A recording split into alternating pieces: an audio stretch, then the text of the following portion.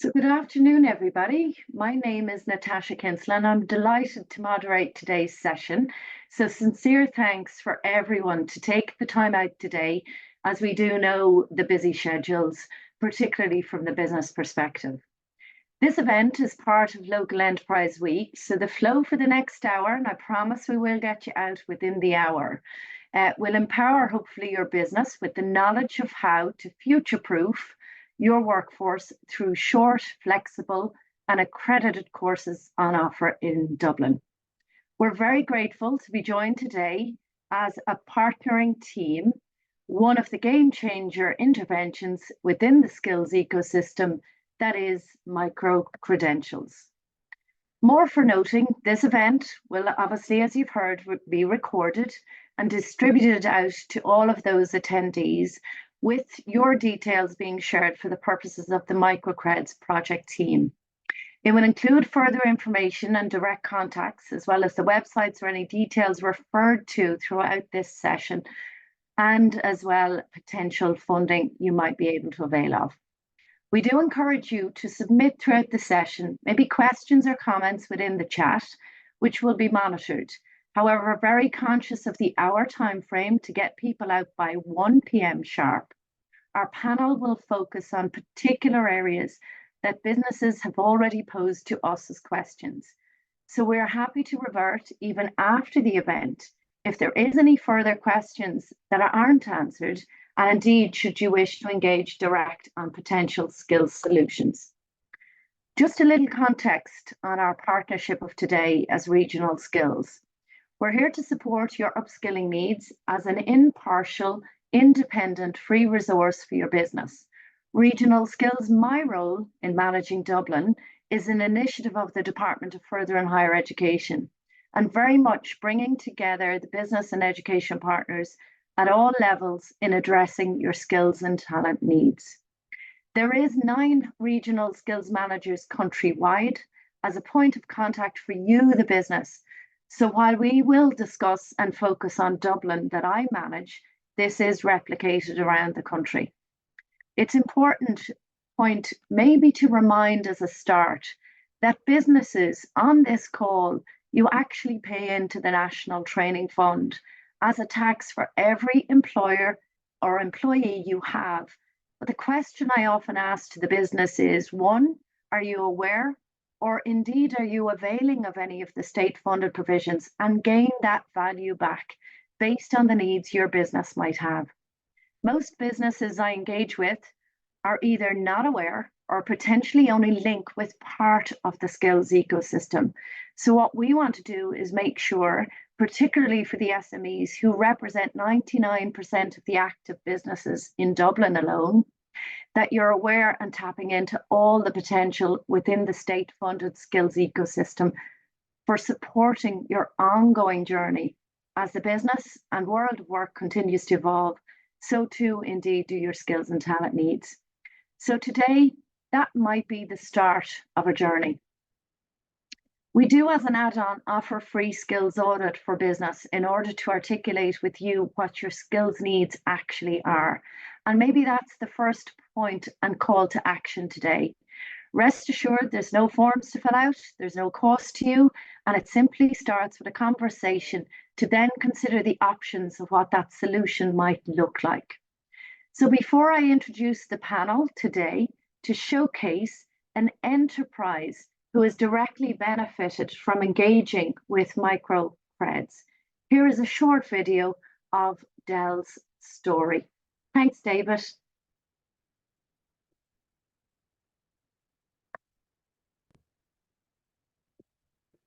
I'm Timmy O'Dwyer. I'm Vice President of Global Services Supply Chain in Dell Technologies. I think the micro-credentials program is fantastic. It could not have come at a better time. I think the challenge is not so much that the technology is coming at us and that we're trying to adapt. I think the challenge is more the pace and the velocity that we need to upskill and reskill, and utilizing that technology to create use cases. And micro-credentials, again, allows that fast, intensive education period of time to match the change that's happening in the industry. Reskilling and retooling is not a debate. It's not an option. I think people have to embrace it, or they're not going to survive in a career-orientated company. You know, development of content, again, with universities and the enterprise world like ourselves, I think it's critical for the success, again, from a student point of view. I think the more we do together, the more beneficial it is to our team members and to the universities. Talented people want to join companies that will extend their talent, so will extend their capability to learn. And that now is something we've certainly seen in the last couple of years, as it can't be optional. It now needs to be, you know, the corporate companies like Dell, we need to be able to say to someone, look, we want you because you're so talented. And by the way, when you come in, you're going to progress that learning and development, you know, from a professional point of view. And again, micro-credentials is just fantastic. That fits that portfolio, in addition to other internal training and development opportunities.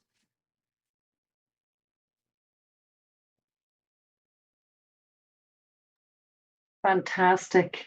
Key message there, obviously, it, I suppose, enables, particularly for the SMEs, career development pathways. So to maybe get stuck in and continue that journey to impart to the businesses on the call today, that showcase from Dell and how they benefited, but businesses here on the call may have particular questions. So I'm delighted to be joined by our esteemed panel today. And I'll start with maybe Jules O'Connor, who is the Micro-Credentials Project Lead with the Irish University Association. Then we have Marion O'Connor, MicroCreds Project Lead at University College Dublin. We then have Fiona Gamble, the MicroCreds Project Lead at Trinity College Dublin. And then we have Katrina Nigula-Vickel, MicroCreds Project Lead at Dublin City University. So to get straight stuck in now for the next part of the session with the panel, maybe Jules, I'll start with you if I may. What is this game changer MicroCreds and how can it directly support business? Thanks so much for that, Natasha, and we're delighted to be here today to talk about micro-credentials. So micro-credentials, they're short, skills-focused courses that are collaboratively designed with enterprise and business in mind. So they're targeted at people who are in the workplace and looking to upskill and reskill.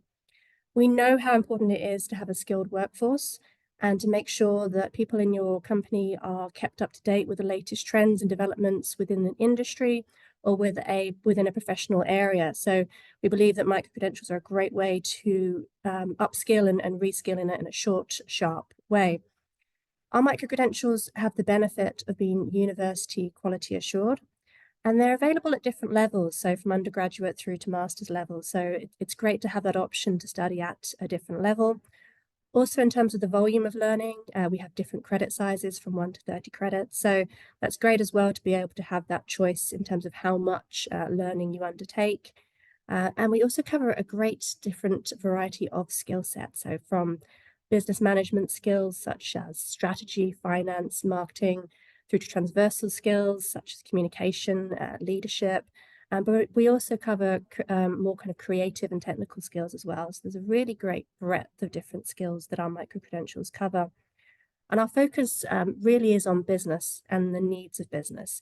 And micro-credentials are very much designed for this audience. Fantastic, Jules. I think, you know, one of the perceptions, if you like, that we get all the time from particularly SMEs who maybe haven't engaged with higher education institutes or universities. What maybe is the differential, that possible perception? Because for small SMEs, program costs and maybe time and the challenge of time that they're stretched with is a considering factor for them. Maybe give us a little bit about that. Yeah, we know that taking time out of work is for study is very challenging, particularly for small businesses.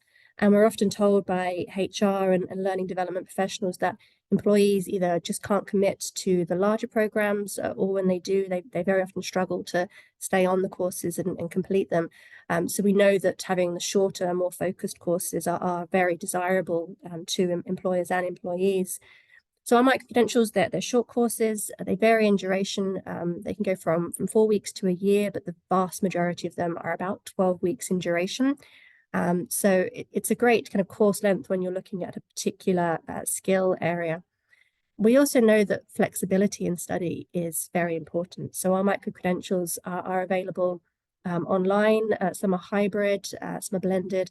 And then there's some that are available face-to-face if they do suit that more in-person type of skill set development.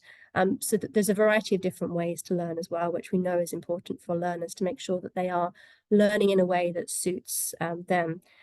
So we've thought about business needs and how universities that are delivering micro-credentials for learners who are in the workplace can ensure that they're providing access to skills that suit business needs. Perfect, Jules. So then I suppose with all those options, and as you say, at a point in time that suits both the learner as well as maybe the employer side, the key question from an employer's perspective, well, funding. What opportunity maybe is there for people or employers or certainly even learners to avail of under this project? It is. It comes up very often. The funding question is obviously very, very important. So look, we have a large variety of courses available across the micro-credentials portfolio, and they're at different price points. So there is already a variety there.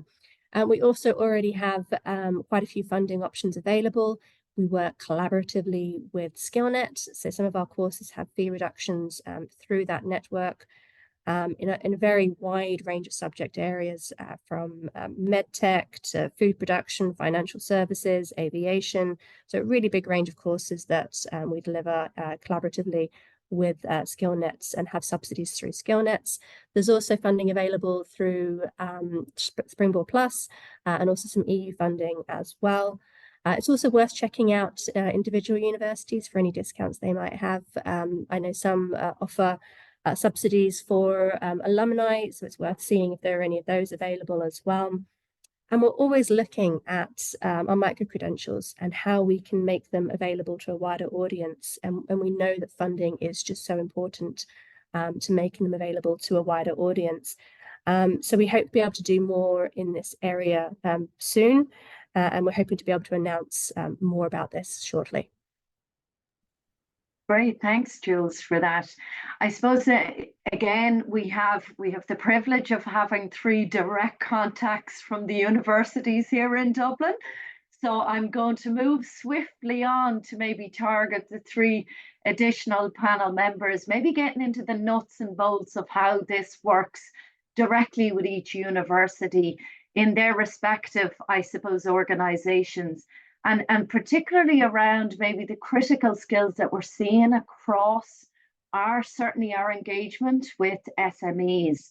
So Katrina, maybe I'm going to come to you first. What's on offer maybe in the whole leadership side, as we see this as critical skills that span many sectors, many business sizes, requiring that diverse range of skill sets maybe? What's there in terms of on offer directly in that area? Great. Thanks very much, Natasha. And just to say, it's great to be here to share some of the work that we're doing in collaboration with industry to meet those skills gaps. But as you've rightly said, really what we're honing in on with micro-credentials is answering those needs that are in the market at the moment. So I suppose from a leadership perspective, it is the buzzword at the moment, but a very, very important part of any business. And I suppose the ability, what it does is, I suppose it gives that competitive edge to all businesses to have good leaders, not just good managers, but good leaders. I'll also just at this point, I'll bring everybody's attention to microcreds.ie, which we'll be talking to my colleagues from other universities will be referring to as well. But on that platform, on that site, there is a list of all of the micro-credentials that are available from universities. So you will see when you put in different words and searches under different particular skills that are needed within SMEs. How do we know these things? Because of the broad range of research that has been carried out, not only by higher education institutions, but also by industry, and that are feeding into by government, by Europe, what's coming down from the Commission. So we know exactly what's out there. We're listening to business, and we're trying to work with business to meet those needs. But from a DCU perspective, we are looking at a series of micro-credentials in strategic leadership. And these are in areas like personal leadership, leadership and change. So everyone knows to be a leader is to be at the helm of change. So essentially it's to equip, to give people who are in those positions time to step back, to look exactly what exactly do we need to equip ourselves and to understand what is needed with the vast change in Ireland, in the workforce, understanding all the different elements that are so important for people who are at the helm. I think as well as that, we have definitely brought in a whole new element under understanding what transversal skills are. And again, another buzzword, but essentially what was referred to as soft skills. These are very, very central to leadership micro-credentials that are being built out and developed across all of the higher education institutions that are part of the MicroCreds project. So again, that's looking at areas of critical thinking, creative thinking, it's communicative, competencies, all of those different elements that are then married with the academic side of it that supports it through all of the, all of the research that's been carried out, but also the challenges around intercultural competencies as well, that we understand to be not only just to have enterprises within Ireland, but outside of that, the international dimensions that are so important to a lot of our enterprises and businesses, whether they're small or medium sized. So it's always having that edge and looking at through transversal skills and how they are embedded within the micro-credential offerings that are available. So as I said, we have ones in personal leadership, leadership and change. We also, we have micro-credentials then that stack towards a particular award or greater award. So we'd have a grad cert in strategic leadership. So these are all sort of they're micro-credentials that stack towards an award. But as Jules mentioned earlier, these are like bite-sized pieces of learning that are now more they're more realistic for people who are working at different levels, so that they can actually say, look, I mightn't be able to take 2 years out to do X, Y, or Z. I might already have a master's, or I might already have, a particular an undergrad qualification in a particular area. The whole idea about micro-credentials is that it's allowing business to look at specific skills, needs, and gaps for their workforce, and to say, look, we need this particular skill. We need you to be able to do X, Y, or Z. And from a leadership perspective, we definitely have listened, and we're looking at that. We've also looked at specific areas, business areas, for example, aviation management, and how that particular sector in Ireland has needed a lot of support post-COVID, but also looking at all of the sustainability issues that are around that as well, and where leadership sits within that. So again, there's another set of micro-credentials there again that stack within DCU, and our colleagues in Trinity and UCD also have like a series of micro-credentials, where leadership not only is just the specific micro-credential, but it is embedded within other micro-credentials, because it is such an important part of business. We don't just need managers, we need people who can lead and can change. Yeah, it's a valid point, Katrina. It spans across all spectrums, and certainly, as you mentioned, since COVID, given even remote working, it's a different way of managing and the leadership capability. I think just to move on, maybe Fiona, I'm going to hand this one to you.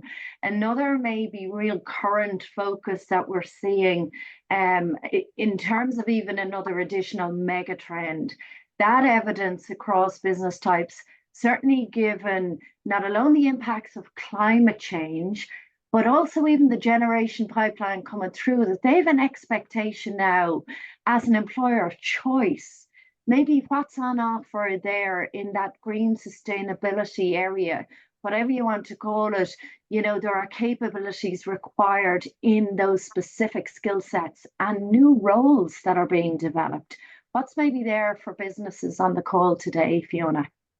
For sure. Great. Thanks, Natasha. Delighted to be here and tell you a little bit about what we're doing at Trinity, and also just with the broader MicroCreds partners. So there's a lot coming at SMEs in this space, in green and sustainability for sure.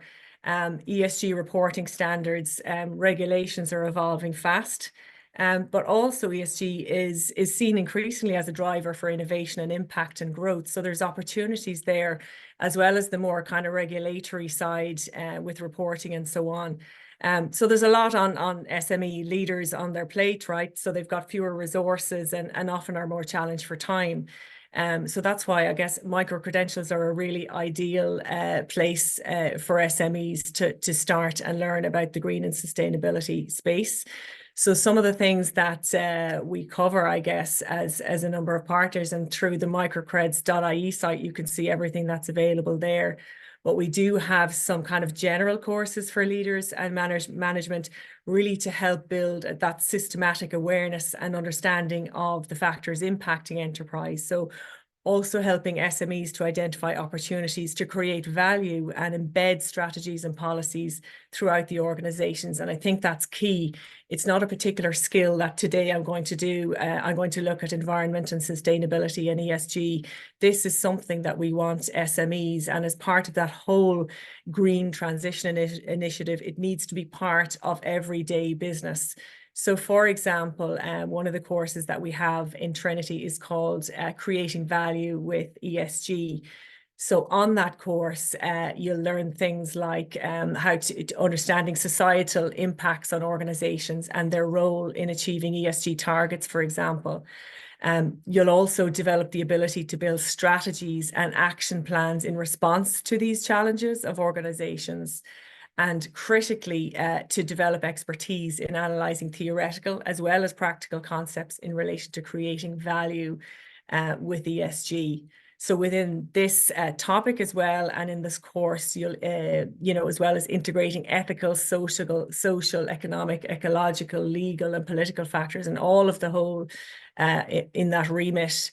It's really critical. And one of the, I guess, the key components of a course like this, that part of the assessment is indeed to create a plan that applies to your own business.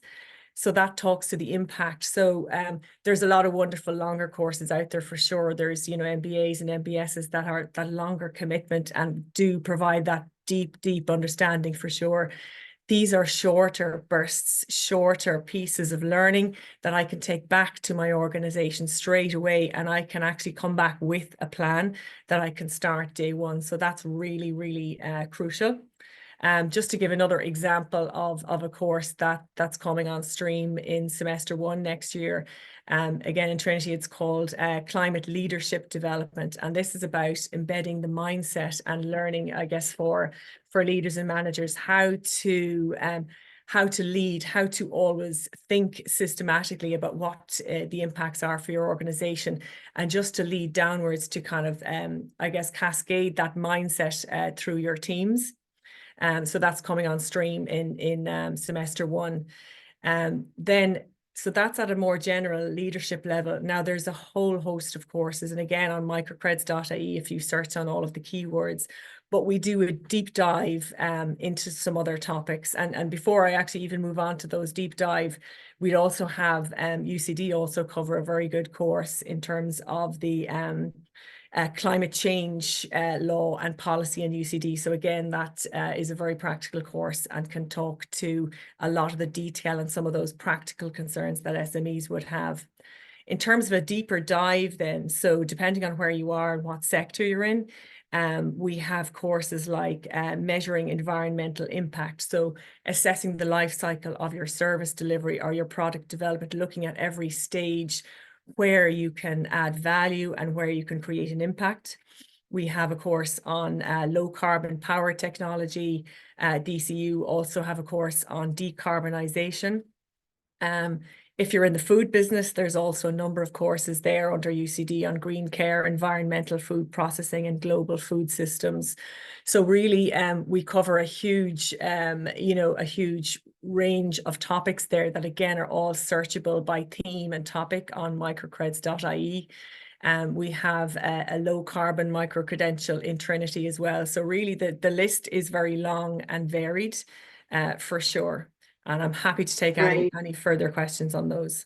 Fantastic, Fiona. I think the key message here too is what you'd noted about that practical application, particularly for the SMEs, because they're shorter, quicker hits to bring something back to base. So I think another area, I'll just move on and maybe bring Marion in at this stage. Another area is certainly that we've lots of conversations with the SMEs in particular, because their journey is very different than the large multinationals, where they sometimes don't know what they don't know or where to even start. So another area is maybe that whole area of transformational change, particularly digitalization. And maybe what's common direct for them, Marion, that maybe can address this, of that journey that is quite different for SMEs. What's there for them in digitalization? Yeah, I suppose digitalization is a very broad area, obviously, and it covers a huge spectrum. For SMEs that want to move their businesses and their processes online, we have a lot of courses, both from a managerial type perspective, from the innovation, and from the, for example, in Maynooth University, there's a course on leading digital transformation. So if you're at the start of your journey, maybe that's somewhere you might like to start. Then moving on, perhaps if you're thinking of maybe moving to cloud computing, that area of thing, DCU has a course in cloud. Again, harnessing a lot of data, and maybe SMEs may have had manual processes and now want to move into a more data driven kind of environment. We have a lot of courses across all of the institutions. And as Jules previously mentioned, these are delivered, many of them online. So there's an opportunity to look across Ireland at what's available in terms of data analytics. UCD has an introduction to data analytics, and we also have very specialized niche analytics and data science modules, as does Trinity, has an AI and data analytics course. And for example, an introductory course on AI from University of Galway. So there's a lot out there from an introductory perspective, but there's also very advanced courses as well, where if you are in an area maybe as a startup and you have a lot of technical knowledge, but you want to specify and you want to get into something niche, there are certainly very focused courses on lots of things around robotics and AI and all of these types of courses. So I suppose going back to Katrina's point about looking on the microcreds.ie website and having a good look at what's out there and seeing, does it match with how you want to learn and does it suit your learning style? So just really having a look at that. And also, I suppose if, some SMEs might be concerned about taking their business online, what are the challenges in terms of security, in terms of cyber risk? These are often things that maybe they're not 100% sure about. What would possibly be the risks? What would the legal risks? So if you go onto microcreds.ie and search cyber, you'll come up with a number of courses across Ireland that cover the cybersecurity and also protecting your environment and networks, etc. So that's another aspect.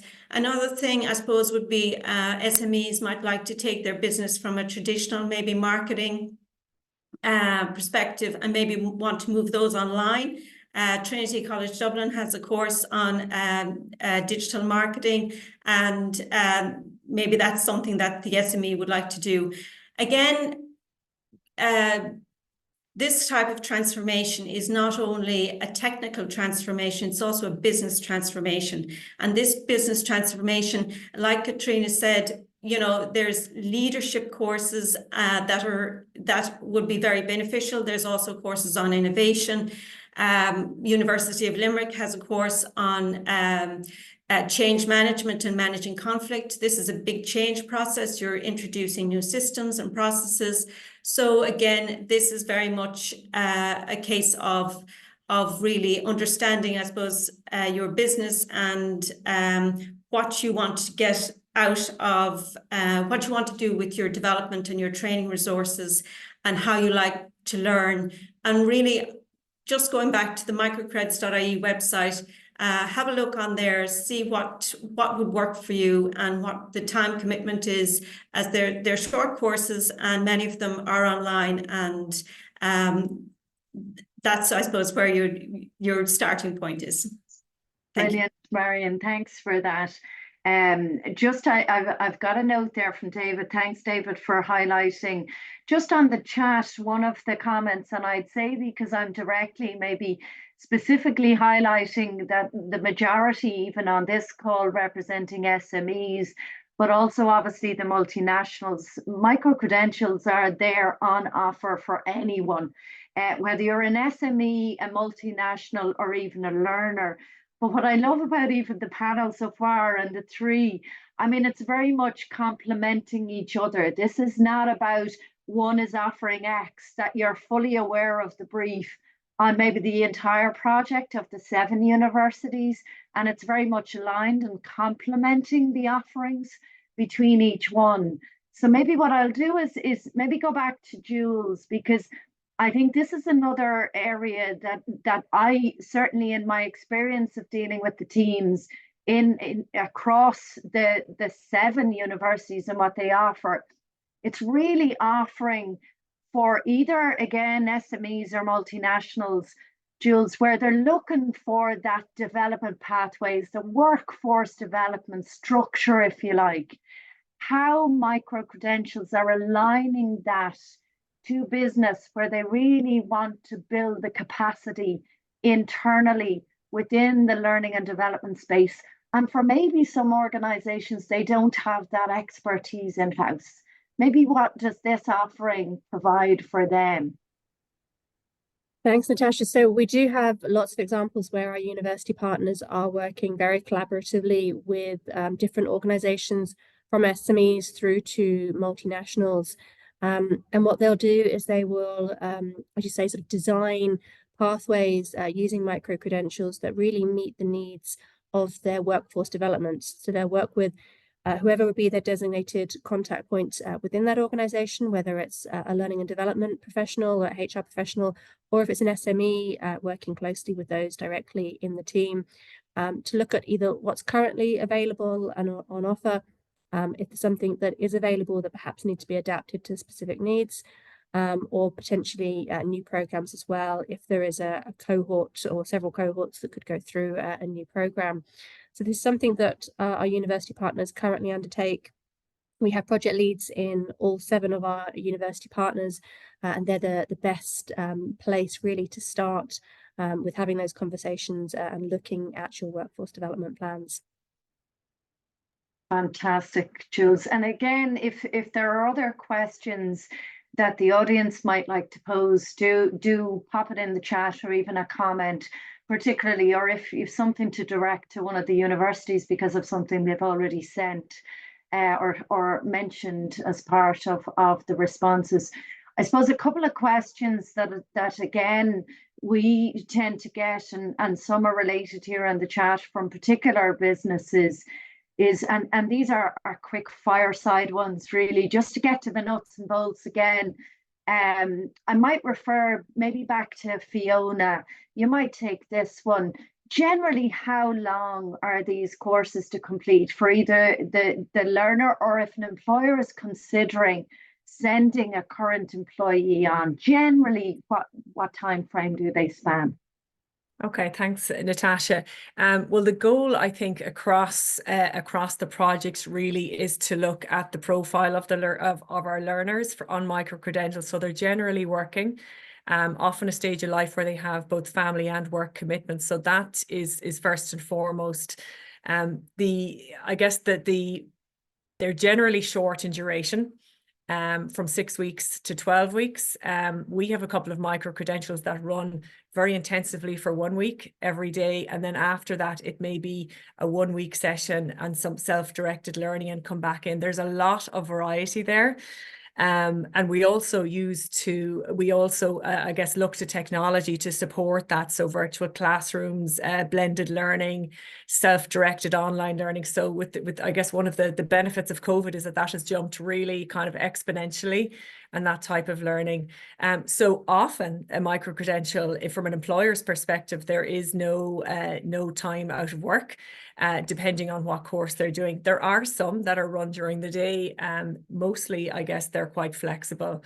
Our climate leadership course runs every Wednesday evening from 6 to 9, and on a Saturday once a month, in person or hybrid online. So they do vary.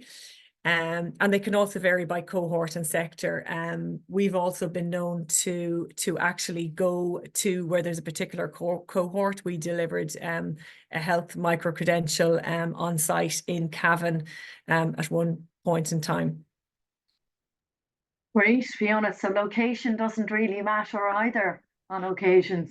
On occasions. And again, Yeah. you can look through, what I would suggest, you can look through a course. So if you find a course in a particular topic that's run on a Wednesday at 12 o'clock and it doesn't suit, look, there may be something else in there, is what I would say. Or if you're an employer and you have a cohort, there's a possibility that the university could look at running it at another time if there is a cohort there. So, I think flexibility, particularly we're at the early stages of this, we want to engage with enterprise and understand what your needs are. Yeah, we might come back to that one, Fiona, definitely. Yeah. I suppose the next one really, and maybe I'll direct this, Katrina, to yourself.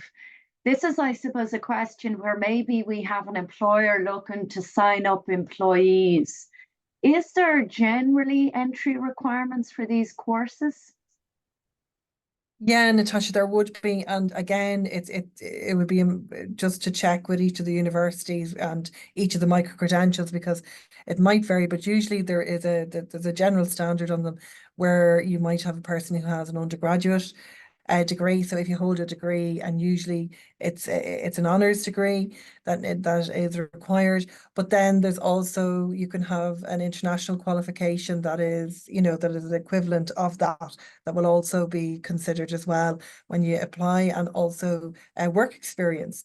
So these are different areas that you could be asked for up to 5 years work experience, which would bring you up on par with an undergraduate degree. Again, for international candidates that are living in Ireland, their English language competency as well is also important. But again, once that there are ways and means, and obviously understanding what the requirements are. So it shouldn't be a blocker at all.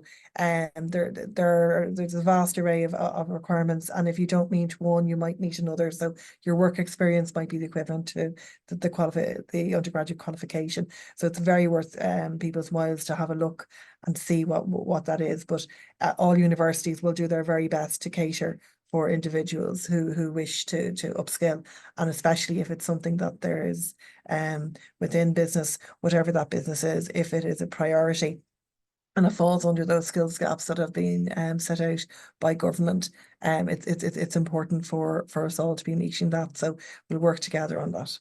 Yeah, I think that's important, Katrina. You mentioned the word the blocker, that we see. Yeah. There is no blocker and shouldn't be a blocker for anyone, whether it be a learner or an employer, to look and consider. It is worthwhile. They might go onto the site and look at things, and they might identify particular entry requirements. It's still worth a kind of direct conversation with some of the universities. I think is really, really important. So then maybe on that basis, Marion, I might come back to you, because again, if it's the employer or learner, or maybe even the employer, how does the whole process work here? If it's an employer, for example, looking for a whole team, what where do they start? What do they do to get people to apply for these provisions particularly? Yeah, so on the MicroCred site, when you go onto the MicroCred site and you're looking at a particular course, there will be links there to apply or to get more information. In UCD's, I suppose, specific context, what happens is the employee would normally apply. They would, put in their personal details. If they already have studied in UCD, they might look for, information about their previous study that will pull up their previous records, or, just applying as a new entrant. So the application process is then done, and we make an offer, and then the student, will pay their fees. The employer can also pay their fees.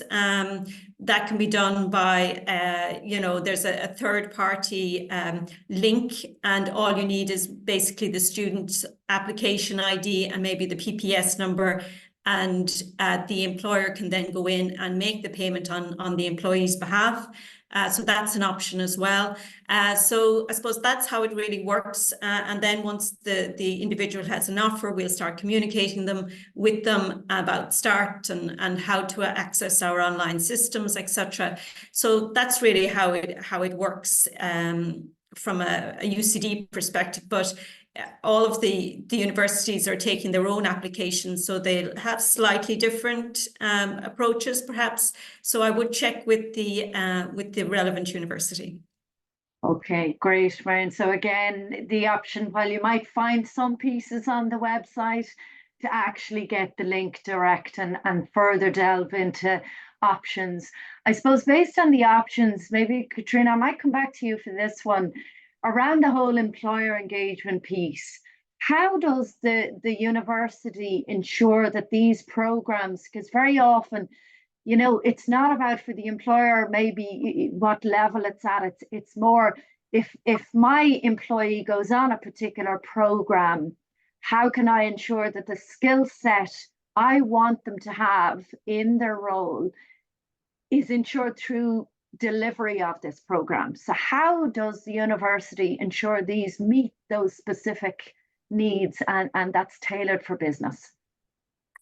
Well, essentially, Natasha, the micro-credentials are linked intrinsically with industry, and with, I suppose, working with industry to meet skills gaps that have been called out by government, by all of the research that's being undergone by the IDA, by IBEC, universities themselves. So what we're looking at is a really strategic piece of learning, essentially, that has been spearheaded by Ireland, actually, in this particular sector of micro-credentials. It's an EU-wide phenomenon now, but it's also something that we should be very proud of. But essentially, within industry and within all of the universities, there are engagement forums with industry that inform all of the learning that's going on within micro-credentials. So we're listening very specifically to industry as to what the needs are, but we're also within our own, I suppose, spheres. With the research that's been done, it's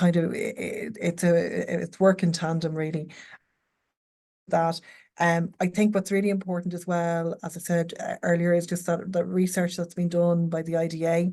We fantastic agencies in this country that inform what we're doing, and I think it's really listening to them. This particular year being a skills focused year within the European Union has really brought home the necessity for us all to really listen to one another and work together. But essentially that's what's been done within universities, within the higher education institute sector. So all of our micro-credentials are coming from those particular areas. And again, as my colleagues have referred to, if there are particular or specific skills gaps that are relevant for a specific company, based on scale, etc., conversations can be had with institutions around, well, look, we see this as something that's going to be, maybe a skill that we need to address. There's going to be a particular cohort those types of conversations we're also engaging in as higher education institutions now. Not saying that always is something that can be realised, but definitely it is something that's on the table now. But anything that is on microcreds.ie, you can bet your bottom dollar that there has been engagement with industry, and through the MicroCreds project as well, the national project, that's been led out by the IUA, umbrella body for all of the traditional universities in Ireland. There is an MicroCreds Innovate forum. So again, with that, and also the enterprise engagement forum that feeds into our project, this national project, we're getting really, really rich information from all different sectors as to what the needs are. So we're really trying to meet those needs. Absolutely, Katrina, and it's a lot of things that come out even at a granular level, even from skills audits that we conduct, that it's very much targeted at specific needs that have been highlighted. I suppose based on that, and maybe Fiona, I might come back to you. Let's say, I mean, we're advising, those businesses on the call today. First point of call is maybe to have a look at the list. But what if I don't see something on the list? What may be, and I have a specific need, how can maybe that be addressed? Well, first off, Natasha, I would just consider looking at all of the kind of search terms. So terminology is changing all the time, and you may be looking up low carbon, but it may be under something else slightly different. So I would consider first maybe just looking through themes and so on, just to see if it's there. It's also possible that there may be a course in development that isn't yet on the site, but could be, for example, due for semester 1 next year. So that's where it would be very important. If you don't see anything, reach out, because it could be part of another course, and it could be there's a lot there at the moment. So we're there to help and decipher and determine what's there. But there's often something coming downstream that just isn't available yet. So that would be useful information for you to know. If there's absolutely nothing that you can see there, we're also, as everybody's echoing here on the call today, if there's a defined and required need for something, then it's an area the universities will be delighted to collaborate with you on and look into that. And if there's expertise in a particular university in that area, they may very well work with you on this and look to collaborate further. It's early days. We're open. We're very open. I think that's the point, Fiona. A lot of things are evolving over time. I think one other element, and maybe Marion, you might address this one, is, both the panel members have mentioned about this conversation and getting in touch where something has been identified of a particular need for a company. I suppose the question we always get is, let's say we're talking to multinationals, who have cohorts of individuals, great. They may have a full cohort to delve into something that's granular and specifically tailored for them. But what about the SME? The SME who might have 1 to 9, or an SME medium size might have 10 to 50 or 50 to 250. How many generally, for a specific need they've identified, being realistic about it, to develop something new and tailored, how many employees maybe would they have to consider before they come to university to say, look, we want this developed just for us? Yeah, Natasha, that's I suppose it's a very challenging question, because different courses require different, I suppose, resources, and different, they might require labs, or they might require, something that is constrained in terms of the numbers that we can fit in that particular course. So it's very much a conversation that we would have to have with the employer, and maybe to understand, obviously, we can't do a bespoke course for, a small cohort like 5 or 6, but we could do it perhaps if there was an industry body or a cohort that we have enough people But again, we have to really understand what the constraints are in terms of the program itself, and if there are, you know, learning requirements, if there's peer learning. For example, I had a course there recently in veterinary, and that was for veterinary practitioners. But because the veterinary practitioners need peer-to-peer learning, there needs to be demonstrations, and there needs to be all of these types of things. The cohort actually was quite small, and it only was like 12 to 14 was all that we could accommodate. So it really is a conversation that has to be had around the business and around the need and the learning that has to take place. You know, if the learning is applied learning, you know, where is it going to take place, and, you know, what facilities you need. So it's it's not a question I can just answer off the top of my head. It has to have further analysis and discussion with the academic and the industry itself. Yeah, that's great, Marion. I think the upshot is look, it's been realistic, but also it's an option. And again, to connect in, to have that conversation, and that'll delve into each particular university, maybe on how they might be able to deal with it. And I think that's great on the basis of the project as well, because maybe, you know, on the basis of all 7 universities, that one might have particular experts or have off the shelf that can be tailored already, that might suit in a quicker time frame. So that's good that all those links are there and mutually aligned. I'm conscious of time now, and there are a couple of questions. I might come back to Jules before we kind of start finishing up the broader stroke of where the journey goes from here and what has to happen from here, and those lovely call to actions I always finish on, which I think is important after today. Just a couple of things I see on the chat here. For courses, Jules, that are fully online, will there be access to university libraries? People are asking. I think that's maybe important for some who want access to those resources. Is that something you can answer? It does vary depending on the university. I know some of them do provide that type of access. It depends, I guess, on the course and the requirements of the course. But it's worth checking when you're signing up what exactly you get access to in terms of campus resources and facilities. But that is certainly something that some of the university partners do offer access to the library as part of that as well. Okay, fantastic. And then there's another one here. How does it work for people wanting to get a degree in a chosen area if they have experience and other courses completed, but not to degree level? I know Katrina referenced some of this about that experience piece. Maybe Jules, what maybe journeys have you seen already for individuals maybe who don't traditionally have a degree? What's the options there? Yeah, so there's various things that you can look at doing. You can go through the recognition of prior learning route and look at different pathways to get some of the qualifications or awards that are recognised.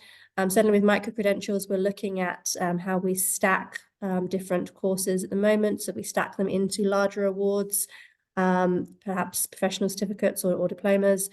But I think at the moment, probably looking at something like recognition of prior learning would be great if you're looking for a larger award. And we do hope to have more available soon on stacking. Some of our university partners will have that within their current portfolio. I know Katrina mentioned at DCU, they've got a great range of courses that stack together, as do other university partners as well. So it's worth taking a look at what course you're looking at, and then if you can stack that into a larger award as well. Fantastic, Jules. That's great.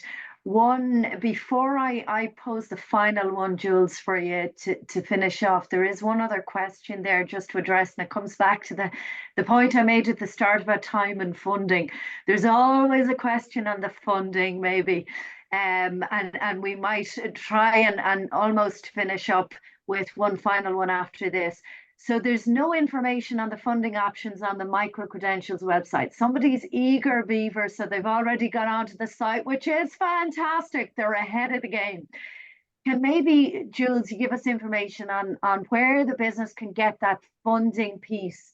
I know we'll follow up after the call, obviously, with maybe other details, but maybe highlight a little bit about that. Does the employer still pay for the course if they're signing up an employee, and how do they access that funding, or what way does that work?